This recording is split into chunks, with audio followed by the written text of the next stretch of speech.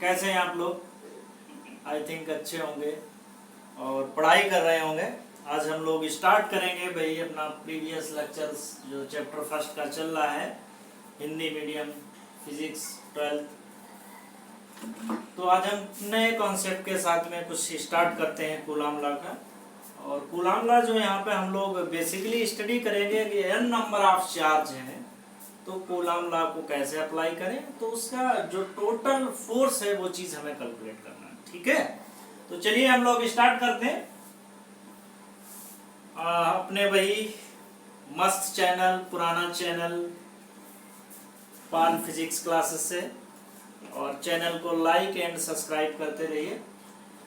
तो चलिए स्टार्ट करते हैं। तो पहला है कि बहुल आवेश के मध्य बल अध्यारोपण, मतलब बहुत सारे आवेश हैं उनके कारण हमें बल कैलकुलेट करना है। तो बेसिकली थ्योरेटिकल है कि कोई एक स्थिर आवेश पर निकाय के अन्य स्थिर आवेशों के कारण, ठीक है, निकाय में बहुत सारे आवेश हैं, लगने वाला परिणामी बल, उनका रिजल्टेंट जो बल लगेगा उन पर, उस आवेशों पर निकाय के प्रत्येक आवेश के कारण लगने वाले अलग अलग बलों के सदिश योग के बराबर होता है।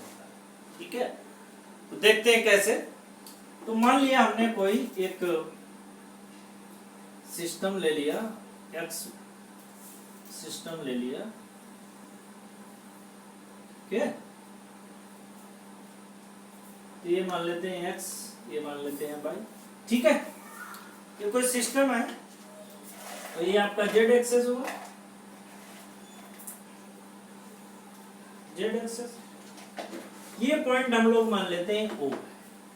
अब यहाँ पे बहुत सारे चार्ज हैं, मान लिया कोई चार्ज है Q2 है, ये चार्ज आपका Q1 है, यहाँ पे जो चार्ज है वो आपका Q3। ठीक है, बिंदु O से इसकी जो दूरी है Q1 की वो R1 है, Q2 की है वो R2 है, और Q3 की जो दूरी है वो R3। ठीक है, तो हमने सपोज दैट चार्ज ले लिया, ये सब वेक्टर में होंगे क्योंकि वेक्टर की हम बात कर रहे हैं। तो तीन चार्ज ले लिया, Q1, Q2 and Q3 and something.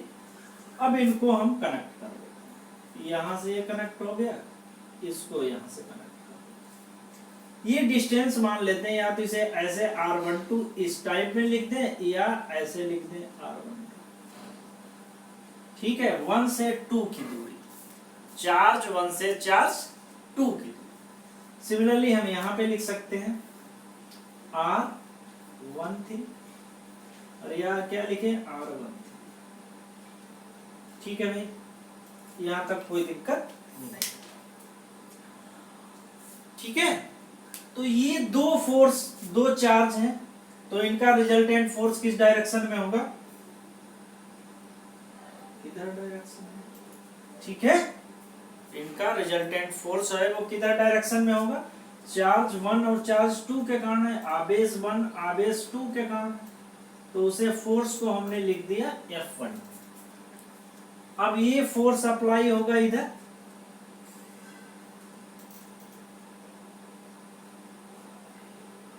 ठीक है, चार्ज Q1 एंड Q3 के कारण इस फोर्स का नाम दे देते हैं F1 थे। ठीक, अब इन दोनों का रिजल्टेंट क्योंकि एक दूसरे क्या पे होगा, सपोज दैट मान लेते हैं, ठीक है, यहां तक कोई दिक्कत नहीं, यानी चल। तो हमने क्या मान लिया, माना एक निकाय में, ठीक है, Q1, Q2, Q3 और कितने Qn आवेश है, इतना तो हमने मान लिया। ठीक है, Q1, Q2, Q3 आ रहे हैं बिंदु O से उनकी दूरी कितनी है, R1, R2, R3 और कहां पे Rn। ठीक है, तो इन आवेशों के कारण परिणामी बल, तो इन आवेशों के कारण परिणामी बल कितना हो जाएगा? परिणामी बल F1 मान लेते,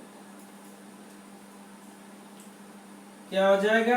F12 plus F13 plus F14, और कहां तक चला जाएगा? ये चला जाएगा F1n, क्योंकि n अगर हमारे पास चार्ज है, आवेश है तो। ठीक है, अब हम अप्लाई करते हैं कूलाम का। अतः कूलाम के नियम से, कूलाम का नियम क्या है? F = 1/4 pi epsilon not Q1 Q2 upon R²। ठीक है, हमें क्या निकालना? F12 निकालना है। तो F12 की वैल्यू यहाँ पे कितनी हो जाएगी? ये वाला फोर्स F12। ठीक है, ये चार्ज Q1 है, ये Q2 है, डिस्टेंस कितनी है? तो कितना हो जाएगा? 1/4 pi epsilon not Q1 Q2। ठीक है, और कितना हो जाएगा ये? R12 का होल ऑफ स्क्वायर, ये तो है R12 का होल ऑफ स्क्वायर, और ये कितना हो जाएगा? R12 वेक्टर फॉर्म, यही तो होगा यूनिट वेक्टर के टर्म में। चूंकि हमारे पास unit vector A = E upon mod A लिख सकते हैं, तो इसको भी लिख सकते हैं। क्या लिख सकते हैं इसको? F12 = 1/4 pi epsilon not Q1 Q2। ठीक है, इसको क्या लिख सकते हैं? R12 का whole of square into R12। ठीक है, R12 अपॉन R12 का मान। तो जब हमने वेक्टर फॉर्म में कूलाम लॉ पढ़ा था, तो हमने लिखा था कि R = R12, या लिख सकते हैं R1 - R2। ठीक है, लिख सकते हैं ना। तो यहां पर उस चीज को इम्प्लीमेंट कर सकते हैं। तो F12 = 1/4 पाई एप्सिलॉन नॉट, तो हो जाएगा Q1 Q2, और ये क्या हो जाएगा? R12 का क्यूब। ठीक है, तो R1 - R2 मॉड का क्या हो जाएगा? क्यूब, और ऊपर क्या हो जाएगा? R1 - R2। ठीक, यहां तक कोई दिक्कत नहीं होनी चाहिए। इक्वेशन नंबर 2 हो गया। तो अब इसको मिटाते हैं। अब हमें क्या कैलकुलेट करना? F13 की वैल्यू कैलकुलेट। मिटा देते हैं, नोट कर लो आराम से।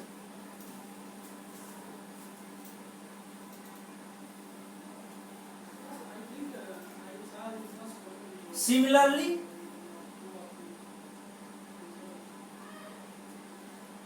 F13 कितना हो जाएगा? यहां से आप देख लो, 1/4 पाई एप्सिलॉन नॉट, क्या हो जाएगा आपके पास? Q1, और कितना हो जाएगा? Q3, क्योंकि यहाँ पे चार्ज कितना है? Q1 Q3, क्या हो जाएगा? R1 - R3 मॉड में Q इंटू R1 - R3। ठीक है, इक्वेशन नंबर क्या कर दें? पुट कर देते हैं इसको। Equation number 3, put in equation first. F = कितना हो जाएगा? F1 = जो भी आप मानिए, F = कितना हो जाएगा? F1 की वैल्यू कितनी है? ये हो जाएगी 1/4 पाई एप्सिलॉन नॉट, ये हो जाएगा Q1 Q2 upon R1 - R2 mod cube into हो जाएगा R1 माइनस R2, ठीक है, प्लस 1/4 पाई एप्सिलॉन नॉट, ये हो जाएगा Q1 Q3, क्योंकि F13 की वैल्यू पुट कर रहे हैं, ये हो जाएगा R1 minus R3 mod Q into R1 minus R, ठीक है, और डॉट डॉट कहां तक चला जाएगा, n प्रोडक्ट। क्या चीज यहां से कॉमन ले सकते हैं, तो F1 इज इक्वल टू हम यहां से जो कॉमन ले सकते हैं 1/4 पाई एप्सिलॉन नॉट, और क्या कॉमन ले सकते हैं बताओ भाई, क्या कॉमन ले सकते हैं, Q1 कॉमन ले सकते हैं, और कुछ कॉमन ले सकते हैं,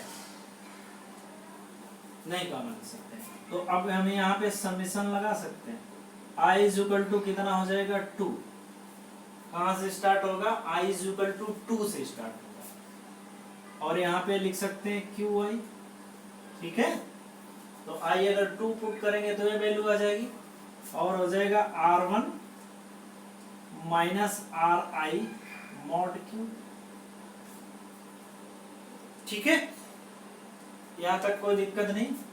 और क्या लिख सकते हैं, R1 माइनस RI समथिंग लिख सकते हैं कि नहीं, यहां तक कोई दिक्कत नहीं होनी चाहिए। अतः परिणामी बल कितना हो जाएगा, इसको मिटा देते हैं, अतः परिणामी बल, परिणामी बल कितना हो जाएगा, F के टर्म में लिख सकते हैं, F is equal to 1/4 pi epsilon not Q1 summation I is equal to 2, ठीक है, और Q1 upon R1 minus RI mod Q into R1 minus, ये I है, ठीक है, इतना लिख सकते हैं, या इसे ऐसे लिख सकते हैं, F is equal to 1/4 pi epsilon not Q1, और क्या लिख देंगे, ऑल चार्ज, जो भी चार्ज अवेलेबल हो, उसके बाद में QI upon R1 minus RI mod Q, R1 minus RI, तो ये आपका परिणामी बल हो जाएगा। तो इस परिणामी बल पे बहुत सारे न्यूमेरिकल प्रॉब्लम बोर्ड एग्जाम में पूछी जाती है, ठीक है, तो इसको नोट करिए, और जरा न्यूमेरिकल प्रॉब्लम की तरफ आते हैं, तो वहां से कॉन्सेप्ट जो है वो वहीं से क्लियर होंगे जब आप न्यूमेरिकल प्रॉब्लम सॉल्व करेंगे, ठीक है, तो इसको मिटा देते हैं।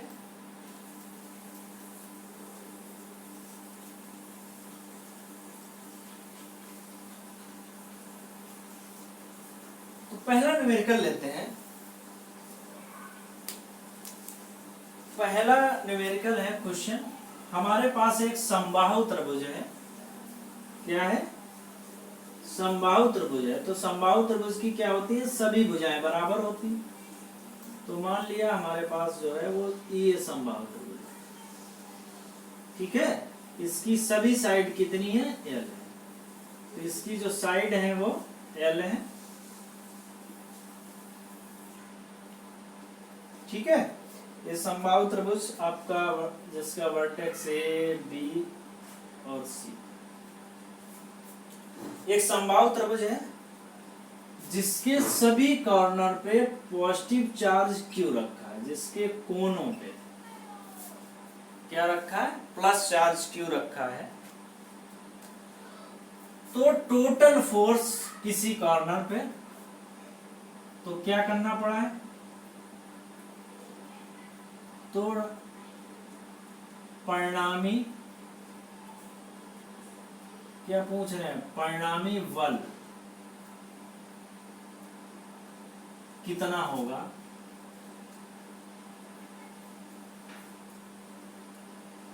किसी एक कॉर्नर के लिए निकाल लेते हैं, किसी एक कॉर्नर पे परिणामी बल हम निकाल इसके लिए आ जाते हैं। अगर हम बात करें इधर, इधर जो फोर्स लगेगा वो किसके कारण लगेगा? इस चार्ज के कारण। तो इस फोर्स को हम FBC लिख सकते हैं, ठीक है भाई। F क्या लिखते हैं? BC। और इसका फोर्स कितना होगा? इधर डायरेक्शन में होगा, ये क्या हो जाएगा? FAC, ठीक है। अब इसका रिजल्टेंट किस होगा? इसका रिजल्टेंट इस डायरेक्शन में होगा, जिसे बोलते हैं F, ठीक है। इसका रिजल्टेंट होगा, दोनों का रिजल्टेंट। ये दोनों एक दूसरे से कितना एंगल बनाते हैं? क्योंकि थीटा इज इक्वल टू के समबाहु त्रिभुज है, theta is equal to 60 degree. तो अब हमें से क्या निकालना? परिणामी बल निकालना। हम जानते हैं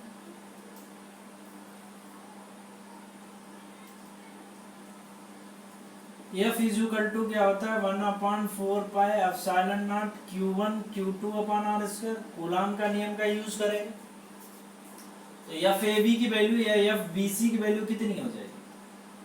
1/4 पाई एप्सिलॉन नॉट, दोनों पे प्लस चार्ज है तो हो जाएगा Q इंटू Q। डिस्टेंस यहां से इसकी दोनों चार्जों की कितनी है? L, तो हो जाएगा L स्क्वायर, ठीक है। तो FBC इज इक्वल टू कितना हो जाएगा? 1/4 पाई एप्सिलॉन नॉट हो जाएगा Q square upon L square, ठीक है। ये फोर्स की वैल्यू हमने निकाल ली। अब हमें किसने निकालना है? F। सिमिलरली करके इसी प्रकार क्या हम इसी प्रकार FAC की वैल्यू नहीं निकाल सकते हैं? क्योंकि सेम है, यहाँ पर भी पॉजिटिव चार्ज, यहाँ पर भी पॉजिटिव चार्ज है और डिस्टेंस कितनी है? L square. तो दोनों की वैल्यू सेम हो जाएगी, 1/4 pi epsilon not into Q square upon L square. दोनों की सेम ही तो वैल्यू होगी, क्योंकि दोनों पे क्या है? चार्ज सेम है, डिस्टेंस सेम है। इसको क्या हम F नहीं लिख सकते हैं? मान लिया ये हमारा F के बराबर, ठीक है। तो परिणामी बल कितना हो जाएगा? तो परिणामी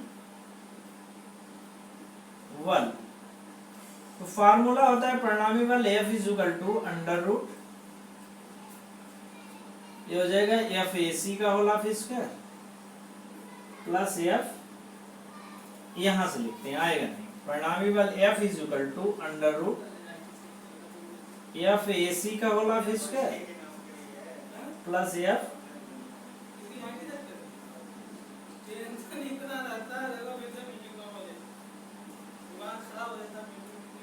FBC। कॉस कितना हो गया? या आपने पढ़ा होगा वेक्टर में R जो निकालते थे under root A square plus B square plus cos square 2AB cos theta, पढ़ा है कि नहीं? तो यहाँ पे वही अप्लाई कर सकते हैं। F नेट मान लेते हैं परिणामी, F परिणामी, F टोटल तो कितना है? हमने इसको माना F, FAB FAC कितना है? F, तो हो जाएगा F square plus F square plus 2F into F into cos कितना हो जाएगा? 60। और cos 60 की वैल्यू कितनी होती है भाई? cos 60 की वैल्यू होती है 1/2, ठीक है। तो F परिणामी या F net is equal to हो जाएगा, नेट को परिणामी ही बोलते हैं, ये हो जाएगा F square plus F square plus 2F square into cos 60 की वैल्यू 1/2, कैंसिल हो जाएंगे। तो एक तो ये F स्क्वायर, एक F स्क्वायर, F स्क्वायर कितने हो गए? F square 3F square. तो F net is equal to हो जाएगा √3 इंटू F स्क्वायर, तो F √3।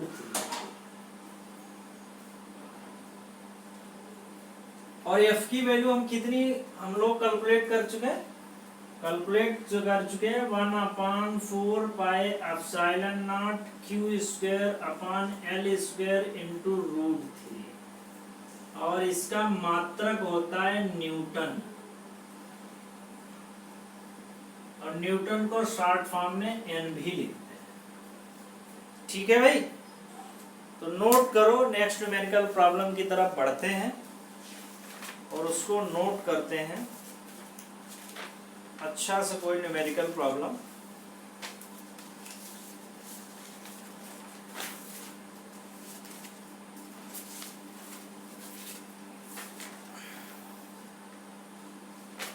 ठीक है,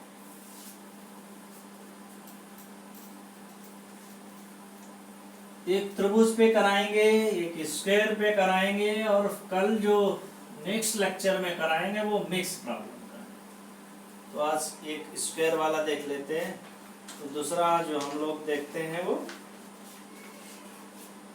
क्या न्यूमेरिकल है जरा देखिए। क्वेश्चन, हमारे पास कोई स्क्वायर है, ठीक है, एक स्क्वायर है। स्क्वायर को जानते हो हिंदी में क्या बोलते हैं? वर्ग। तो एक हमारे पास कोई वर्ग है जिसकी साइड ए है, ए वर्ग है, ए भी इसकी साइड कितनी है? ए है, इसकी साइड भी कितनी है? ए है, इसकी साइड भी कितनी है? ए। ठीक है, एक वर्ग है जिसकी भुजा की लंबाई जो है वो ए है, इसमें यहाँ पे ऊपर पॉजिटिव चार्ज रखा और नीचे के दोनों कॉर्नर पे क्या है? निगेटिव चार्ज रखा। समझ गए कि नहीं समझ गए? तो ऊपर पॉजिटिव चार्ज रखा दोनों पे और इधर निगेटिव चार्ज रखा। ये मान लिया ए पॉइंट है, ये बी पॉइंट है, ये आपका सी पॉइंट है, ये हमारा डी। तो ए बी सी डी कोई हमारे पास वर्गाकार है जिसमें 4 चार्ज रखे हुए हैं। ठीक है, अब हम क्या करते हैं, इसमें कह रहे हैं कि अगर एक कोई चार्ज Q, कोई प्लस चार्ज Q को सेंटर पे रख दिया जाए,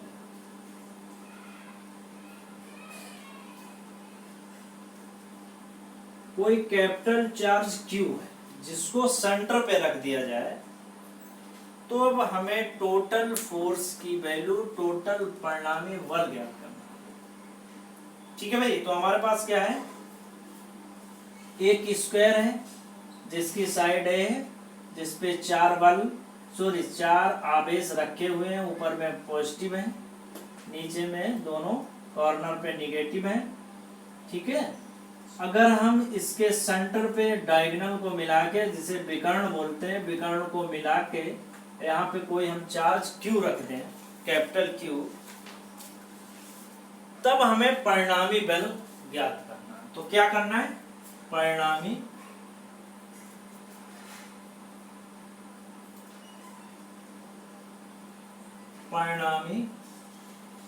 बल ज्ञात करना है।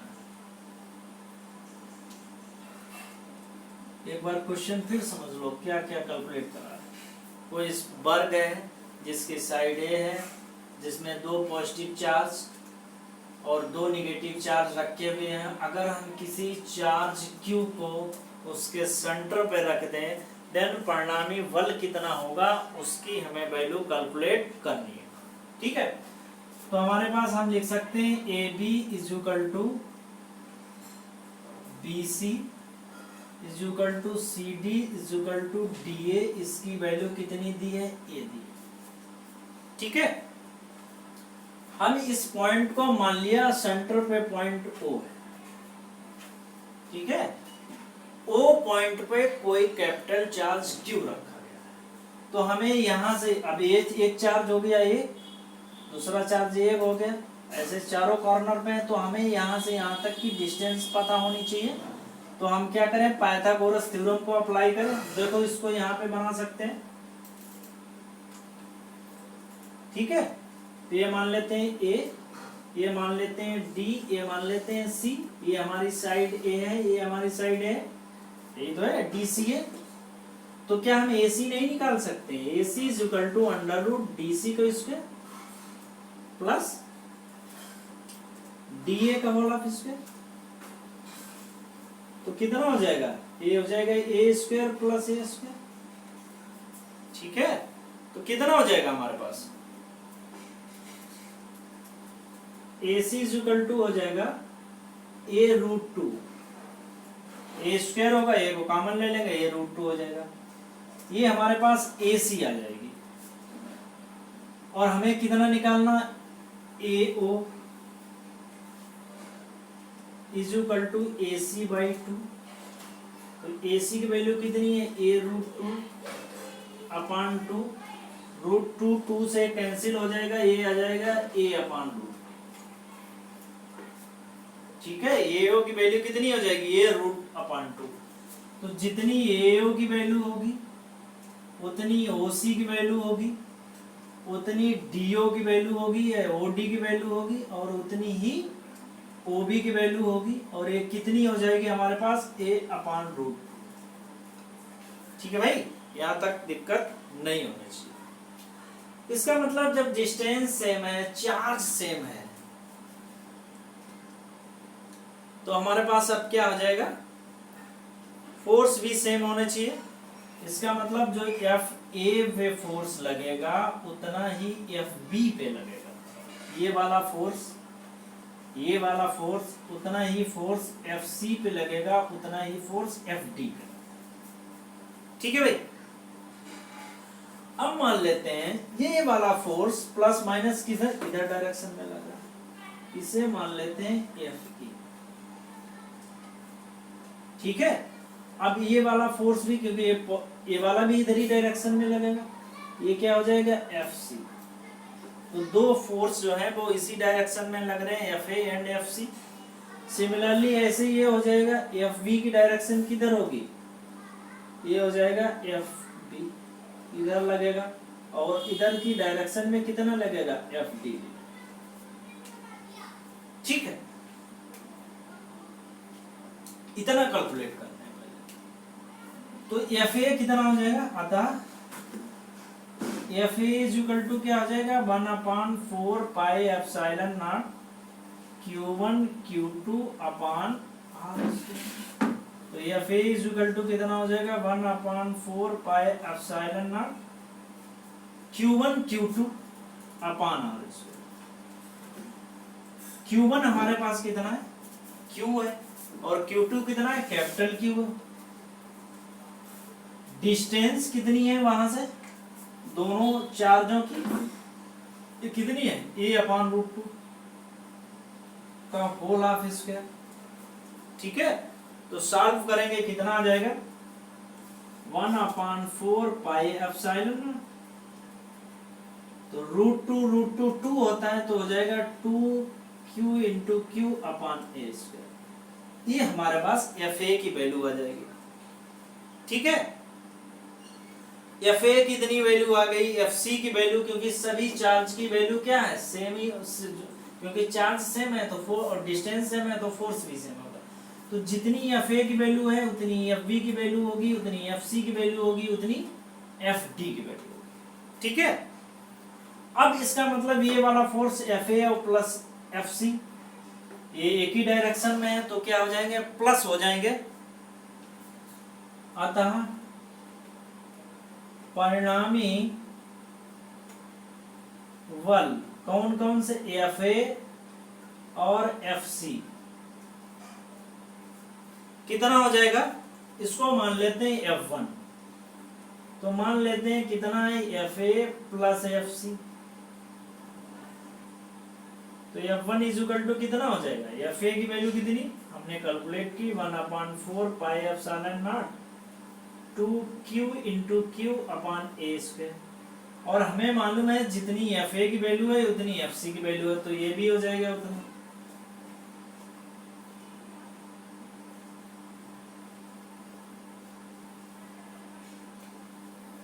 ठीक है, तो F1 इज इक्वल टू कितना हो जाएगा? सम करो कितनी हो जाएगी, ये कॉमन हो जाएगा तो इसे सिंपली 4 टाइम्स हो जाएगा, 4QQ अपॉन x।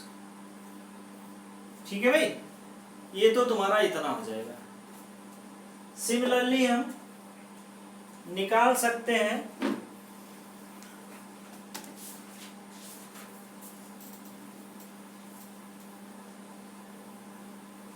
इसी प्रकार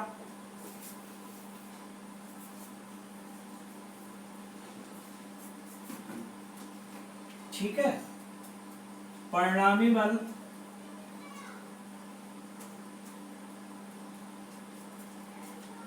FD और कितना है FB, ये कितना हो जाएगा, उसे मान लेते हैं F2 इज इक्वल टू कितना हो जाएगा, FD या FB प्लस FD, दोनों को सम कर दें, ये भी उतना ही हो जाएगा क्योंकि दोनों में फोर्स कितना था, सेम था। तो कितना हो जाएगा, F2 is equal to 1 upon same हो जाएगी value 4 pi epsilon not 4QQ upon A। ठीक है, इतनी बात समझ में आई। इसकी डायरेक्शन लिख देते हैं, F2 की डायरेक्शन कितनी हो जाएगी, F2 की डायरेक्शन हो जाएगी OD की ओर, OD की ओर, और इसमें डायरेक्शन कितनी हो जाएगी, OC की ओर। ठीक है, तो हमारे पास एक का मतलब ये अब इस टाइप का हो गया अरेंजमेंट। इसको अरेंजमेंट को अब समझ लेते हैं किस टाइप का हो गया।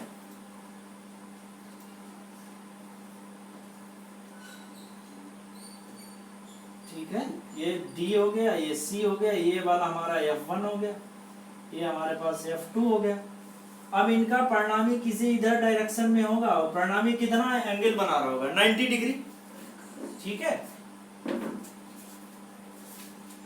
तो लिख दो F1 व F2 का परिणामी बल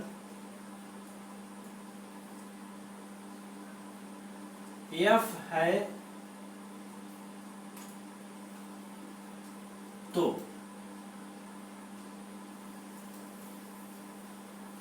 हम लिख सकते हैं F is equal to under root F1 square plus F2 square 2F1 F2 cos theta, और ये इतना कितना एंगल बनाता है, 90 डिग्री। यहां से देखिए एंगल कितना है, 90 डिग्री, तभी तो 360 होगा। और cos 90 की वैल्यू कितनी होती है, 0 होती है। तो ये वाला टर्म हमारे पास क्या हो गया, 0। तो F इज इक्वल टू हो जाएगा अंडर रूट F1 का स्क्वायर प्लस F2 का स्क्वायर, क्योंकि ये वैल्यू क्या हो जाएगी, 0। cos 90 की वैल्यू कितनी है, 0। तो F इज इक्वल टू हो जाएगा हमारे पास, ये F1 F2 दोनों वैल्यू सेम है तो उसे लिख सकते हैं 2F स्क्वायर। ठीक है, तो क्या लिख सकते हैं इसे, F रूट 2, और F की वैल्यू कितनी है, 1/4 pi epsilon not 4QQ upon A square into root. किस डायरेक्शन में होगा, इधर मान लेते हैं हमारा रिजल्टेंट F लग रहा, ये कोई M पॉइंट मान लेते हैं, एलॉन्ग या किस डायरेक्शन में, OM दिशा। ठीक है, ये आपका हो गया आंसर। आज यहीं पे समाप्त करते हैं। ठीक है, आप लोग घर में प्रैक्टिस करें न्यूमेरिकल प्रॉब्लम की, और नेक्स्ट वीडियो लेक्चर में मिलते हैं मिक्स प्रॉब्लम के साथ। तो हमारे चैनल को subscribe and like and share करते रहिए। नेक्स्ट टाइम मिलते हैं। Best of luck.